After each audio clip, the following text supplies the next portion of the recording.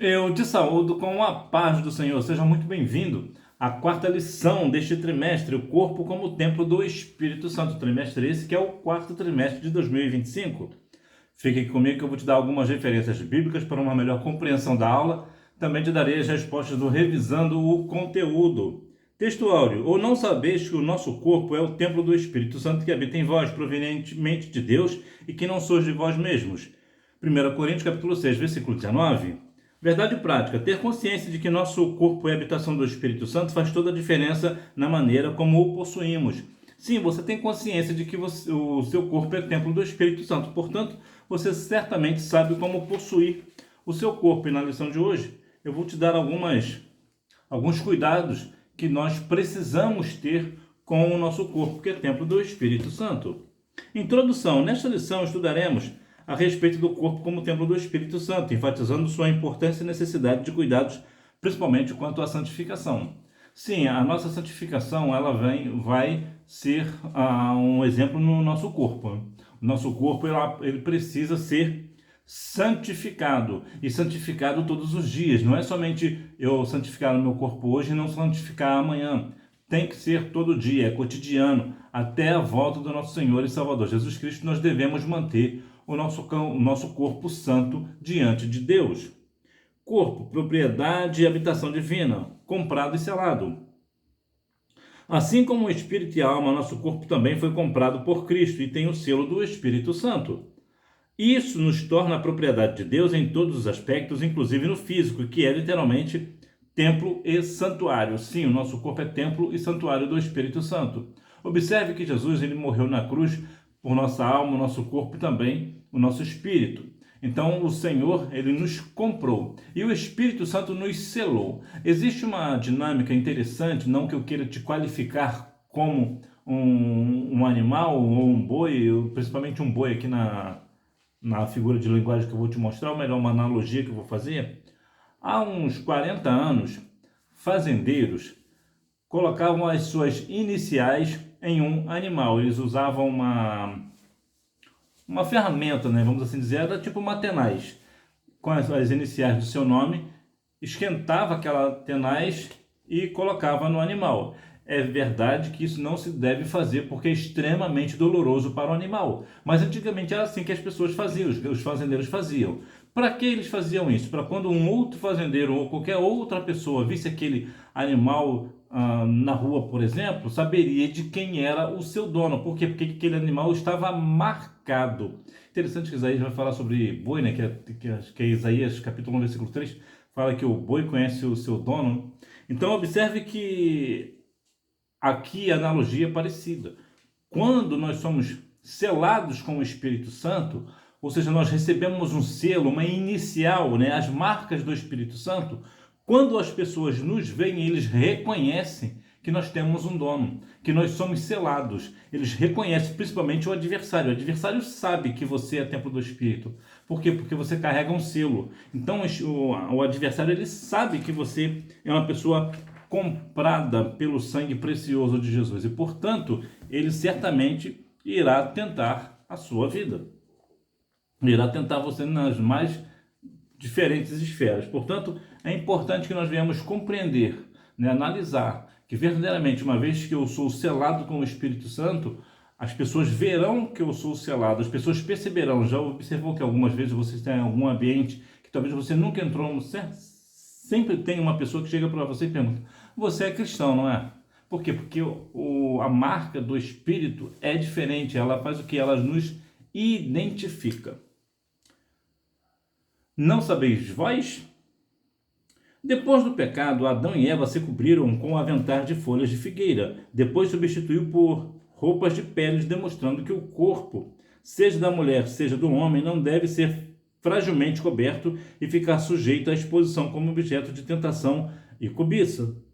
O padrão moral, segundo Deus, é mais elevado do que o nosso. Observe que após a queda, Adão e Eva, eles se cobriram com aventais de folhas de figueira.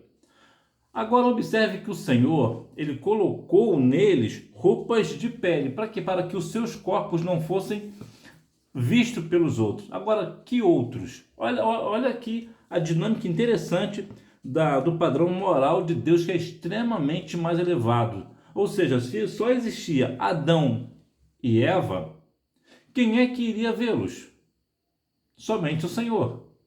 Então, antes da queda, eles andavam sem roupas. Agora não. Agora é diferente. Mas observe que o Senhor, mesmo não tendo outras pessoas para ver o corpo de Adão e de Eva, ainda assim o Senhor preparou roupas especiais para eles, para cobrir por completo. Agora, aqui cabe uma interessante reflexão. Se Deus não quis que Adão e Eva ficassem expostos no jardim, onde só haviam eles dois e o Senhor, imagina hoje que existem milhões de pessoas, centenas de pessoas à nossa volta, como é que o Senhor quer que nós venhamos nos vestir? A Bíblia nos fala lá em 1 Pedro, né, que fala, capítulo 3, versículos 3 e 4, sobre a questão dos vestimentos, principalmente na ideia, né, feminina. Também 1 Timóteo 2, 9 e 10 também fala sobre as vestes também. E as vestes, aqui eu vou deixar aqui uma coisa clara. Muitas vezes as pessoas pensam que a forma modesta que a Bíblia menciona é usar roupas simples ou coisa dessa natureza. Não é isso. A modéstia que a Bíblia menciona é mais na ideia de não chamar a atenção. Observe que tantas pessoas hoje usam roupas extremamente elegantes, são pessoas chiquíssimas,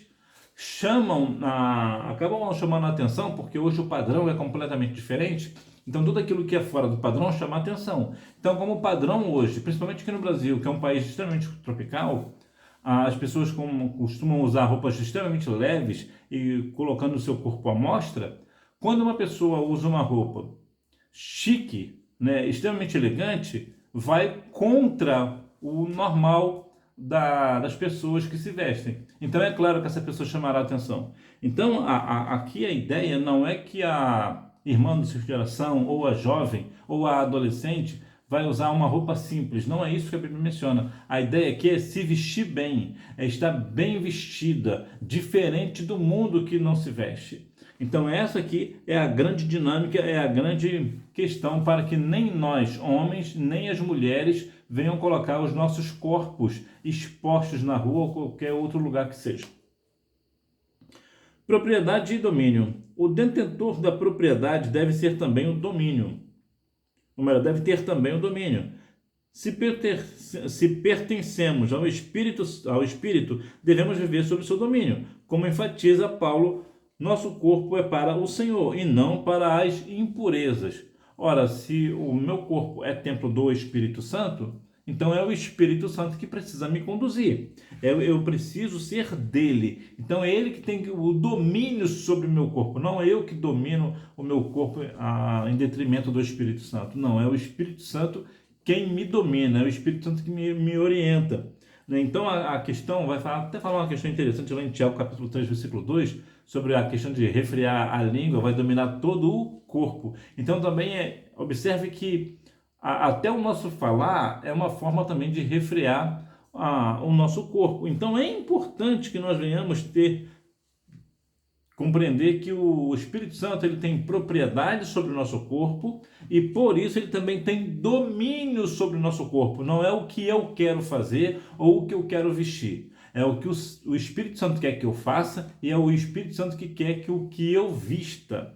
Então isso é extremamente importante para a nossa compreensão também sobre a questão da santidade, que também vai ter muito aqui em comum a questão das vestes. Né? Não adianta uma pessoa falar em línguas, por exemplo, profetizar na igreja, edificar até a igreja com isso, mas na rua ou no seu trabalho, na sua universidade, anda com as suas roupas para provocar cobiça nas outras pessoas. E isso não é santidade. Sinopse: o corpo do crente pertence a Deus e deve ser santificado como templo onde o Espírito Santo habita. E se é a sua primeira vez por aqui, você aproveita e se inscreva no canal. O corpo como tabernáculo. Isso nos remete ao Antigo Testamento, ao tabernáculo de Moisés. E me farão um santuário, e habitarei no meio deles. E solidifica o entendimento do corpo como portador da presença de Deus. O Todo-Poderoso decidiu viver em nós uma tão frágil habitação. É uma questão muito interessante sobre a questão do portador da presença, porque se você é o portador da presença, isso significa o quê? Da presença do Senhor significa o quê? Que onde você estiver, a presença do Senhor também precisa estar. Então, se você é como um tabernáculo, um móvel, olha que interessante. Você caminha, a presença do Senhor caminha com você. Você fica parado, a presença fica parada ali onde você está.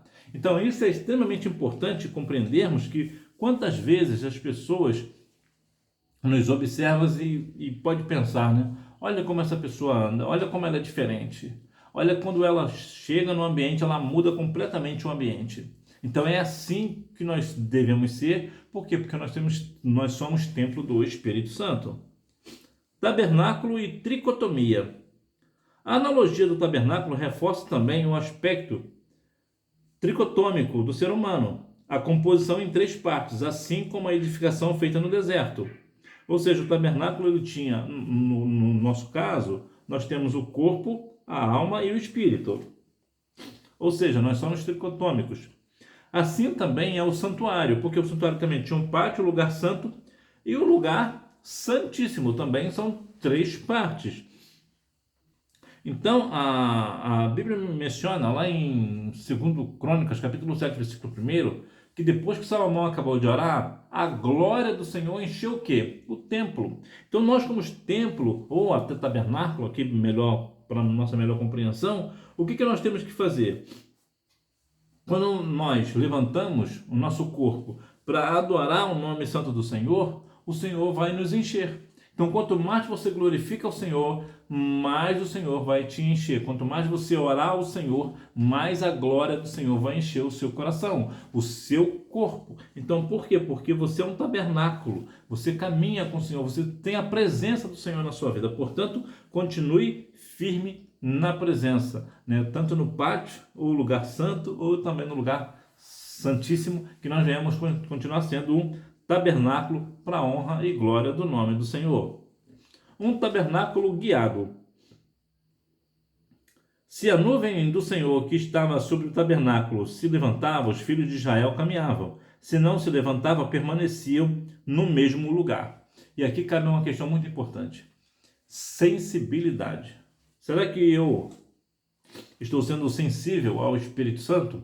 O Espírito Santo me manda levantar, será que eu estou me levantando e caminhando? Ou quando o Espírito Santo me manda ficar parado, será que eu fico parado? Será que eu tenho sensibilidade para ouvir o que o Espírito Santo está querendo me dizer? Será que eu estou tendo sensibilidade para isso? E a sensibilidade ela é uma questão muito interessante, porque a sensibilidade nos traz uma ideia até mesmo de fragilidade, né? Se nós observarmos, por exemplo, quando você está com alguma parte do seu corpo ferida, você evita ao máximo que ela toque em algum lugar. Por quê? Porque aquilo está sensível. Então aquilo ali está frágil. E assim é a nossa ideia também. Nós temos que ser frágil ao Espírito Santo no sentido de cuidado, de não fazer nada contra o Espírito Santo, nada que vai ir contra a vontade dele. Então nós devemos continuar sendo um tabernáculo guiado. Guiado por quem?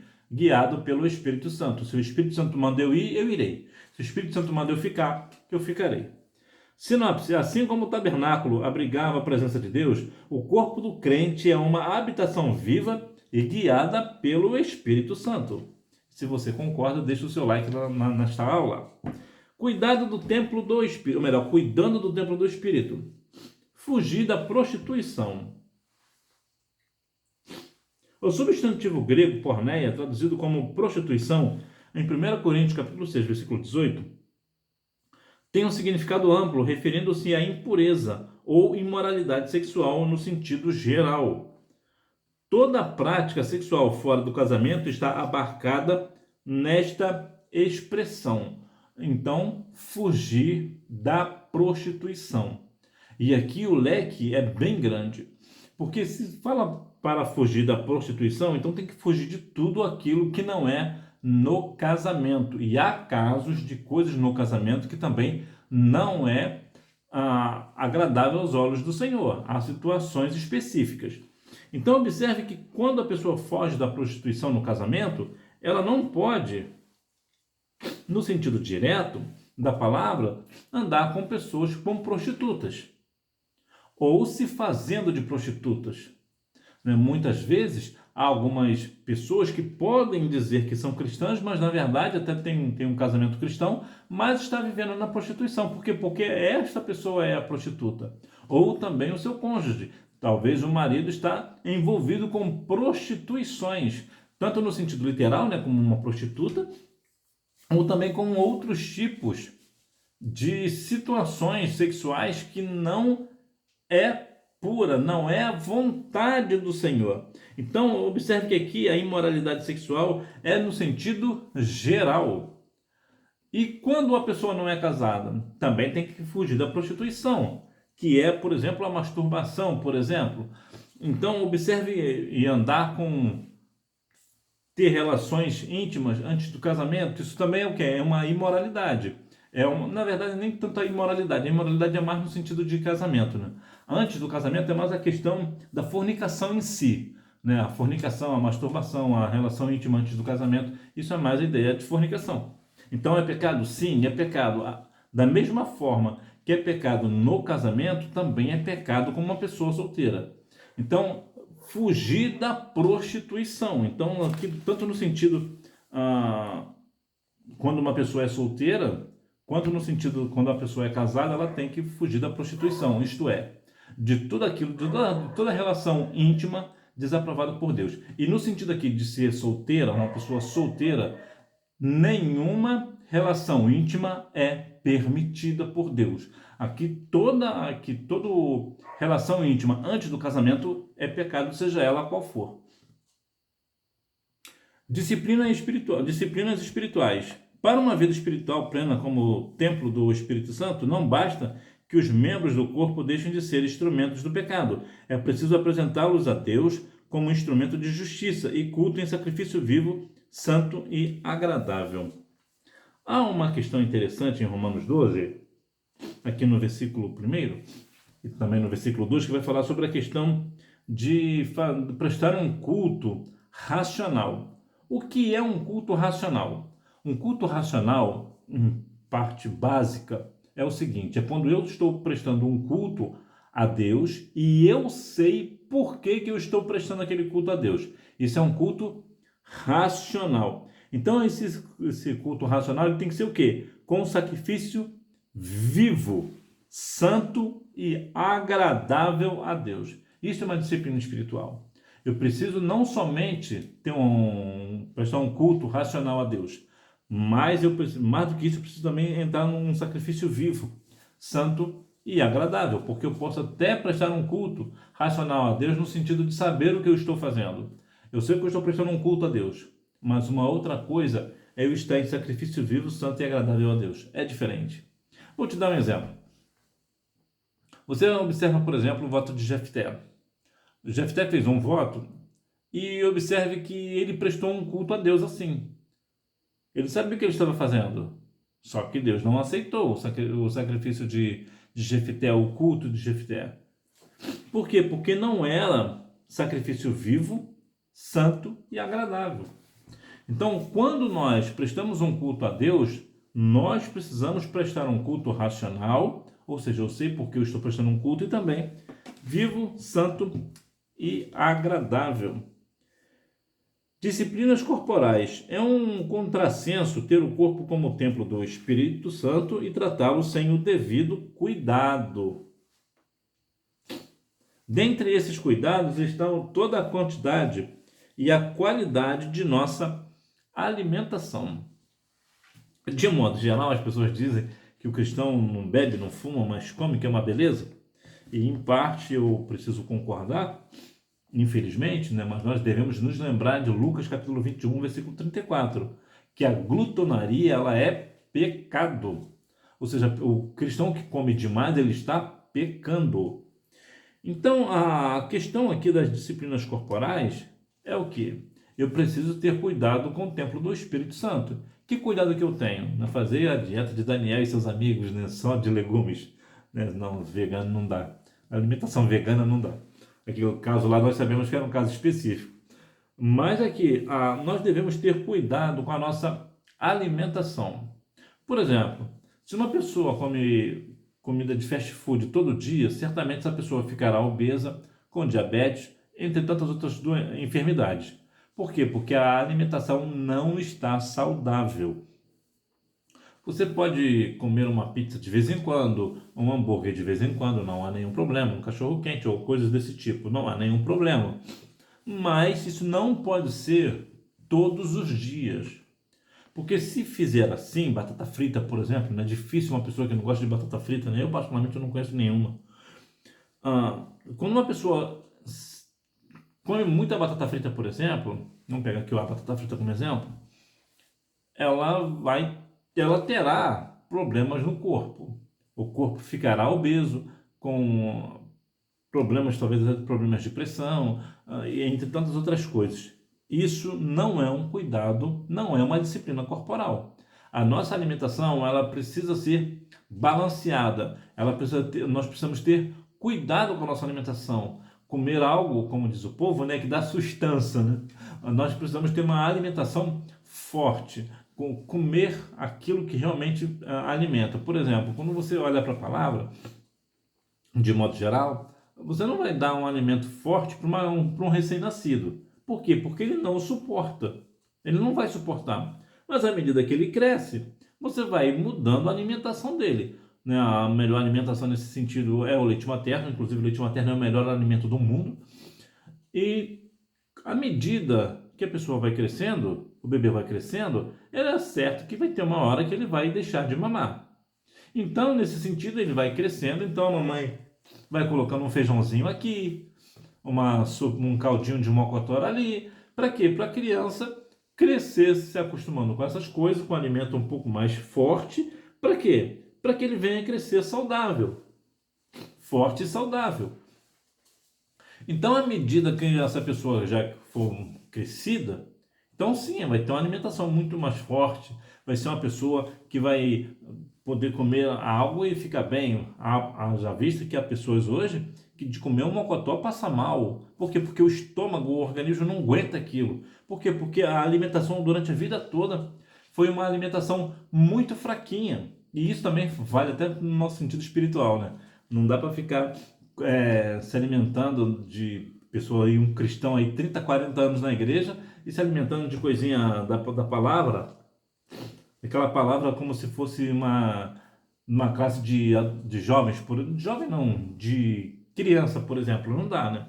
Então aqui, apesar que aqui estou falando aqui no sentido físico, mais literal da expressão, então nós devemos ter esse cuidado com a alimentação e também com o nosso descanso. Nós devemos ter um descanso. É claro que existem algumas situações aleatórias que você tem o hábito de, por exemplo, de ir dormir 10 horas da noite todo dia, por exemplo.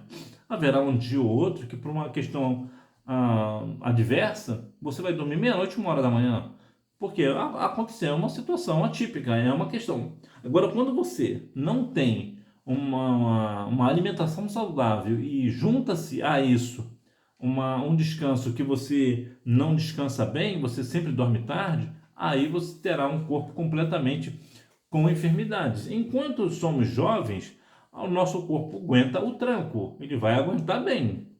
Com uma alimentação ruim e com sono ruim, ele vai aguentar bem. Mas haverá um momento que vai chegar uma certa idade, e não é uma idade tão avançada assim, a partir dos 30 anos, por exemplo, já começa a aparecer as consequências de uma alimentação e de um descanso completamente ruim. Isso vai aparecer. Então vai aparecer enfermidade, vai aparecer um monte de coisa.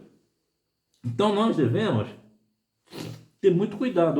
Outro cuidado também que nós precisamos ter é com exercícios.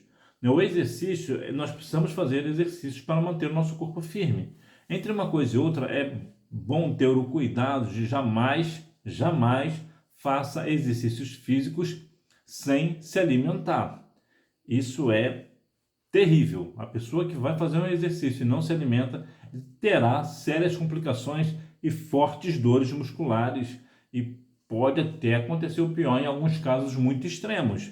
Então é preciso ter cuidado e também ter uma orientação de um médico para fazer um exercício correto. Não adianta você estar com seus 80 anos, por exemplo, teve uma vida sedentária a vida inteira e agora vai querer correr. Não dá. Tem que ter uma orientação de um médico, o médico vai avaliar, vai ver caso a caso e vai dar um exercício para aquela pessoa, né? Então nós devemos fazer isso. Para quê? Para manter o corpo, que é templo do espírito, forte, saudável e extremamente equilibrado. Sinopse: cuidar do corpo com santidade, disciplina espiritual e equilíbrio físico é essencial para honrar a presença do Espírito Santo em nós. Eu vou até aqui acrescentar mais uma coisa, vai falar aqui sobre o corpo. Pessoas que vão para a academia precisa ter cuidado e vigilância no que vai fazer na academia. Haja vista que muitas vezes, principalmente a parte feminina, põe fotos completamente nas suas redes sociais, fotos inadequadas, indecentes para uma serva do Senhor, e a legenda básica, né?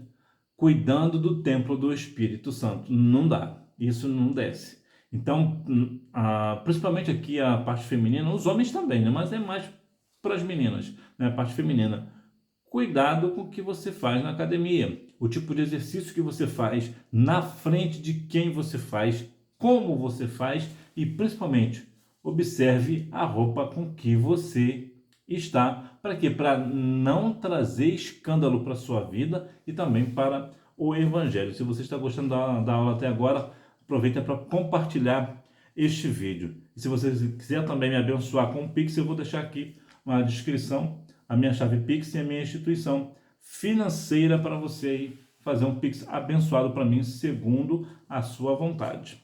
Conclusão: corpo e mente saudáveis nos tornam mais dispostos para adorar e servir a Deus. Quando você está com plena saúde, o que você faz? Você vai estar muito mais disposto para adorar ao Senhor, para fazer a obra do Senhor. Vamos evangelizar? Vamos. Vamos visitar um enfermo? Vamos. Vamos ao hospital fazer uma visita? Iremos. Vamos ao presídio visitar quem está preso? Agora. Por quê? Porque o seu corpo está saudável. Então você fica muito mais disposto para evangelizar. Vamos ensaiar? É o primeiro a chegar. Por quê? Porque está cheio de saúde, graças a Deus. Então vamos para a escola bíblica dominical? Também é o primeiro a chegar. Então, logo depois já emenda com ensaio. Por quê? Porque o seu templo do Espírito Santo, que é o seu corpo, está o quê? Está saudável. Então continue assim, mantendo sempre o seu corpo saudável. Revisando o conteúdo, número 1, antes da morte e ressurreição de Jesus, os discípulos tinham a presença do Espírito com eles. Depois passaram a tê-lo dentro deles, pela experiência da regeneração. João capítulo 20, versículo 22. Número 2, os coríntios eram imaturos e carnais, por isso havia tantos pecados entre eles. 1 Coríntios capítulo 5, versículos 1, 2 e do 9 ao 11. Número 3, a analogia do tabernáculo reforça também o aspecto tricotômico do ser humano, a composição em 3 partes, assim como a edificação feita no deserto. Número 4, por meio do corpo que praticamos as mais importantes disciplinas de nossa vida espiritual, como o jejum, a oração e o estudo da palavra. Número 5, além do aspecto alimentar, descanso, especialmente o sono, Salmos 127, 2.